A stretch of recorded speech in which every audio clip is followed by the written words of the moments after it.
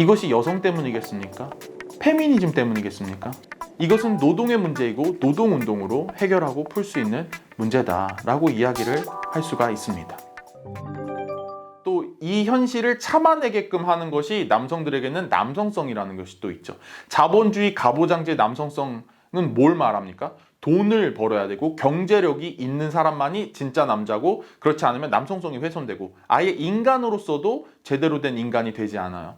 그래서 아무리 착취를 하고 아무리 힘들게 하고 고통을 주고 차별을 하더라도 참아내야 되고, 이런 상황들은 내가 여성 때문에가 아니라 자본주의 가부장제 사회에서 나에게 남성이라고 하는 이름으로 주어지는 강요와 억압들, 이 의무감들이 누가 주는 것인지, 내가 받아야 될 모든 보상들을 대신 챙겨가고 있는 사람들, 그 사람들이 누구인지를 볼 수가 있어야 된다는 것입니다.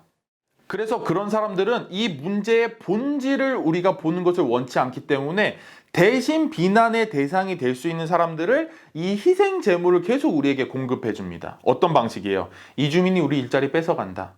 5, 60대가 일자리를 양보하지 않아서 20, 30대가 일자리 얻기 힘든 거다. 여기서 이어지는 것이 여성들이 남성의 일자리 뺏어간다.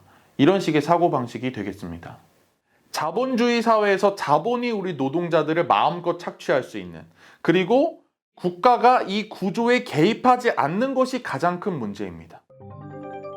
평등한 사회를 만들어가야 할 자신들의 책무를 이행하지 않은 채 사회적 갈등과 역사적인 퇴보를 계속 오히려 부추기고 착취 구조를 용인하고 자본에 결탁하고 있는 정치인들과 우리는 싸워야 돼요. 자신들이 20대 남성을 대변하고 그들을 위해서 얘기해준다? 라고 하는 프레임을 잡은 것 자체가 너무나 역겨운 것이고, 그 문제의 본질을 보지 못하게 함으로써 이것들을 호도하는 거예요. 왜곡시키는 거예요. 다음으로 자본가들과 정치인들을 비판적으로 바라보기 힘들게 만드는 또 하나의 축은 노동자들과 시민의 입장에서 사회를 바라보는 것이 아니라 자본가들과 정치인들의 입장에서 우리가 사회를 바라보도록 유도하는 언론과 미디어입니다. 그래서 이 언론들이 누구의 입장에 서서 사회 문제를 바라보고 있으며 보도하고 있으며 우리에게 프레이밍을 잡고 있는가, 이것을 보시는 것도 상당히 중요합니다. 그래서 우리가 미디어 리터러시라고 하는 것도 그대로 누군가가 주어지는 말들을 그대로 믿고 따르는 것이 아니라 이것이 맞는지, 이것이 사실인지를 인권적인 관점, 다양성의 관점에 의해서 분석할 수 있는 능력이 우리에게 필요하다라고 할 수 있습니다. 그 다음 군대 문제는 어떻습니까? 청소년기에는 무조건 공부해서 대학교 가라고 하더니 대학교를 가든 안 가든 고등학교 졸업 시기와 맞물려서 1, 2년만 지나면 군대에 그냥 끌려가게 됩니다. 내가 평화가 무엇인지, 무기, 전쟁, 군대가 무엇인지를 집중적으로 생각해보고 고민해보고 내가 선택을 할 수 있는 기회 자체는 완전히 배제된 거죠.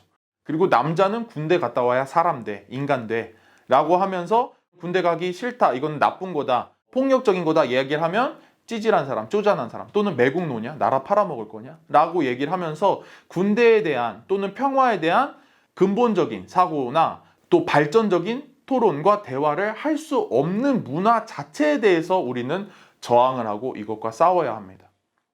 이미 모든 사람들이 다 잘 알고 있을 거라고 생각하지만 군대 문제도 절대 여성이 만들어낸 문제가 아닙니다. 그리고 여성에게 뭐라 한다고 해결될 문제도 아니죠. 근본적인 문제는 국가가 우리를 억지로 어딘가 데려가서 억지로 하고 싶지 않은 것을 시키면서 제대로 된 보상도 주지 않는 착취라는 거예요. 그럼 어떻게 해결해야 되냐? 보상이 문제라고 생각하는 사람들은 최소한 최저임금 또는 위험수당을 붙여서 그 이상 제대로 된 보상을 하라고 주장을 하거나, 또는 군대에 억지로 끌려가는 것 자체가 문제라고 생각한다면 징병제 자체를 반대하는 그런 운동을 우리가 할 수 있어야 하겠습니다. 군대 문제를 어떻게 해결하는가는 우리가 모두가 다 다르게 생각할 수도 있지만, 당연히 우리가 여기서 다 동의하고 넘어갈 수 있는 것은 여성이 만든 문제가 아니라는 거예요.